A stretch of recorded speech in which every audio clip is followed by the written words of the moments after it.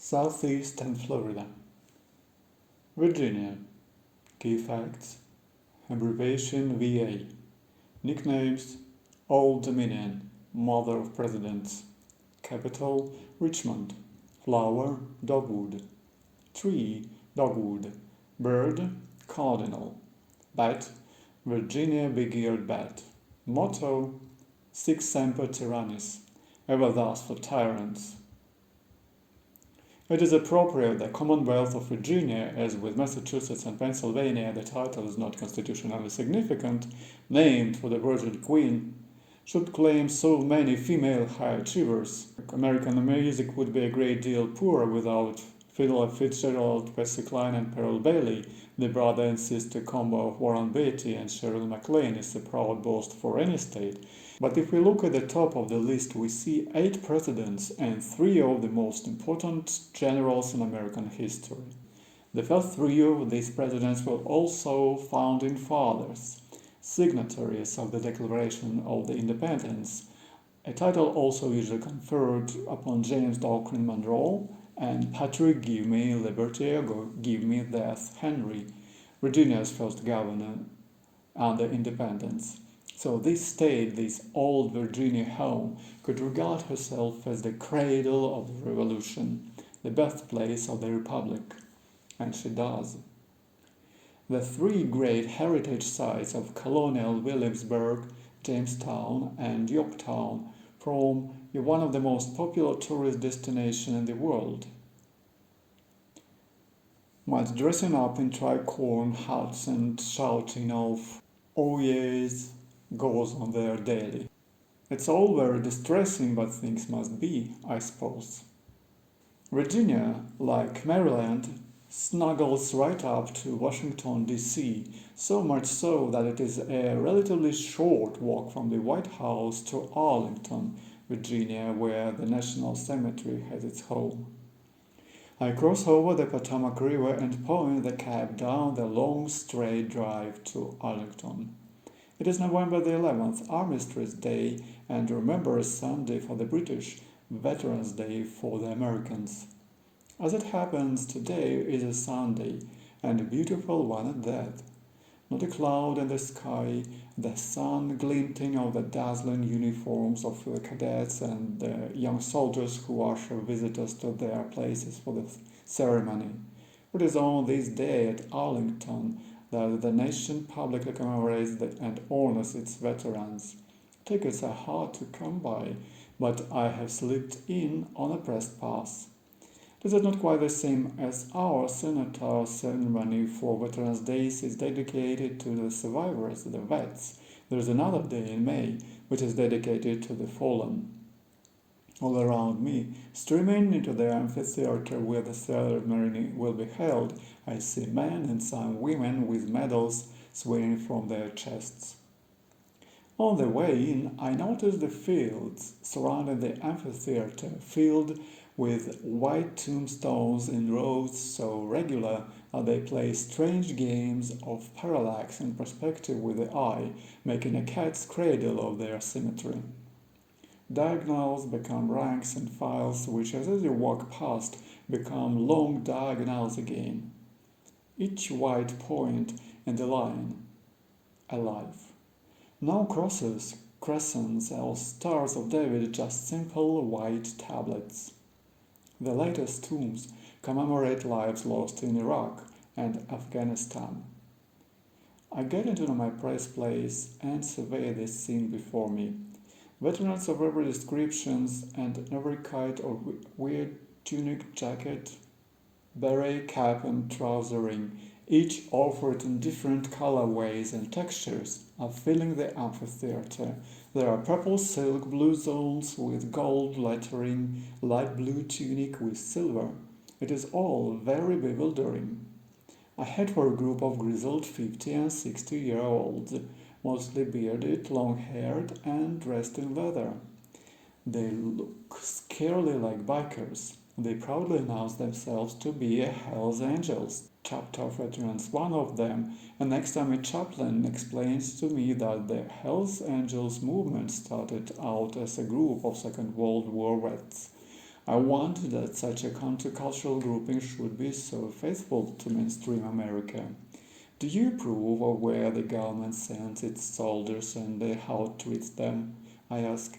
The chaplain starts to answer with a fairly damning view of the way the military is run by its political masters, when his eye freezes at a point somewhere by my left shoulder. He stops speaking. You were saying? He smiles but says nothing. Someone behind him inside the knot of Hell's Angels and signals to him not to speak any further. He quite literally says not one word more to me. Whether this is military discipline or Hell's Angels discipline, I cannot be sure. Either way, it frightens me. A startling, well-presented young officer with blazing epaulets, with gloves and dazzling sword is more prepared to talk, albeit in a rather rattled-out, sorry kind of style. His cap is so low down over his eyes that I never quite manage to meet his gaze. Lieutenant Payne, sir. I am serving member of the U.S. Navy, but I do have a special role, and my shipmates and I are part of the U.S. Navy Ceremonial Guard, sir. I can't help noticing your sword. A shine like that doesn't come about by accident. There's a lot of hours that go into that, sir, behind the scenes. I estimate 10 to 15 man-hours, sir. Right, well, it's a big day, of course. I understand, sir, you have the same thing in England as well, sir, which is could you explain Puppy Day? Is it Puppy? I'm not sure my explanation makes much sense to him, but he is too polite to snort derisively. Meanwhile, the ceremony has got underway with the sound of a military band. That is something Americans do very much in their own style, thanks to the distinctive sounds created for them by John Philip Sousa. The Washington Post, Liberty Bell, used by Monty Python as their theme tune and impossible to listen to without expecting a giant raspberry sound to cut it off. Stars and Stripes Forever, all the classics are played to us with just the required bizarres, as, behind the amphitheatre and out of sight, the distinguished party lays a wreath on the tomb of the unknown soldier. Next tune up is the rousing marine hymn from the halls of Montezuma to the shores of Tripoli. I'm beginning to get into the mood when a young girl in military uniform sings America the Beautiful. I feel a lump rising in my throat. As the distinguished party comes on stage and everyone rises for a lusty verse of the Star-Spangled Banner, I feel wetness in the eyes. It is preposterous to be moved by the patriotic paraphernalia and national iconography of another country, but I cannot help it. The distinguished party is no less a figure than Dick Cheney, their vice president. He surveys us with that peculiar, distant yet triumphant look of humorous disdain she shares with Soviet leaders saluting their military parades. Grey-suited and pasty-faced, he makes a speech about freedom. It is very hard, I should imagine, even if you think Cheney in his war are justified, not to picture the newly buried bodies lying in the earth all around while he reels off his mind-numbing cliches. This would be true whatever one thought of any war. It would be true, for example, at this same ceremony during the Second World War, but it is especially difficult to listen to a speech which keeps using that word again and again and again, and with such little justification other than the twisted logic of formulaic patriotism. I registered 30 uses of free and freedom before I give up counting. I believe most Americans fully and honestly believe that they live in the freest country in the world. There is perhaps justification for that. In pure libertarian terms, America is certainly freer and less encumbered than most nations. Freedom is the national given here. In America, they like to talk about the taste of freedom and the smell of freedom a great deal. It seems to follow, therefore, in the minds of politicians at least, that everything America does must automatically be in the name of freedom. The United States, of course, like any country, acts in her own interests and she should, but a certain kind of better logic assumes that as the beacon of freedom, America's own best interests must also always naturally coincide with the best interest of freedom. Not just America's freedom, but freedom with a big F. Freedom as a kind of abstract entity, a goddess Lady Liberty.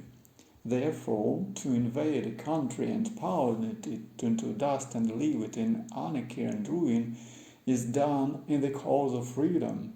Likewise, anyone who dislikes American foreign policy is an enemy of freedom.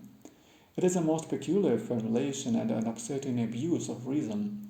It is very like the way in a communist country everything is done in the name of the people, and anyone who opposes it is an enemy of the people. That it follows, doesn't it? True freedom surely would include freedom from this kind of windy tyranny of ideas. And then there is the flag. If I try to count how many stars and stripes I could see driving 100 miles along an average highway, I would lose count and end up in a ditch. Here in Arlington, it is easier to count the number of patches of space that are not occupied by Old Glory. In Britain, we're so very different, our flag faintly embarrasses us. I do not believe we would be any less patriotic if we came to fight for our liberty and our sovereign independence, and I am sure most of us can get a bit weepy into that last night of the proms or when listening to Churchill's speech or contemplating our landscape, traditions and history, but it really is not done to go on about it. Rudyard Kipling, regarded by many as the quintessential British patriotic writer, actually shows the heroes of one of his books, Stalking and Co., hissing and booing at a politician who goes on about the flag. You don't talk about it. You feel it if you do, but you don't share it or write about it or make florid speeches about it. In America it is proudly different. The flag is everywhere. Americans seem to feel the need to give color, shape and dimension of their sense of nationhood so that they can exhibit it and in doing so exhibit their patriotism and their belief in the value that made America the country it is. Only sneering liberal elitist atheists scum like me would raise an eyebrow at this outward and visible form of an inward and spiritual creed. And anyway, I am not American, so I don't understand. And perhaps that is true. I do not scorn patriotism, and I do not think those who hoist the flag outside their homes unnecessary downright trash or right-wing yahoos. I know it is far from the case, but the two F's, freedom and the flag, reinforce my sense of how different it is to be an American. After an unbelievably wearisome reading out of the names of important members of various staggeringly specific Veterans Affairs committees, committees for disabled Jewish Tennessee Marines, Catholic Naval Veterans of New Mexico, etc., I also come to the conclusion that the rare first stab of my own patriotism, that ghastly, doomed and mediocre as much of Britain may well be, when it comes to pageant, display, pomp, ceremony, precision and processional style, we still have something to teach the new world.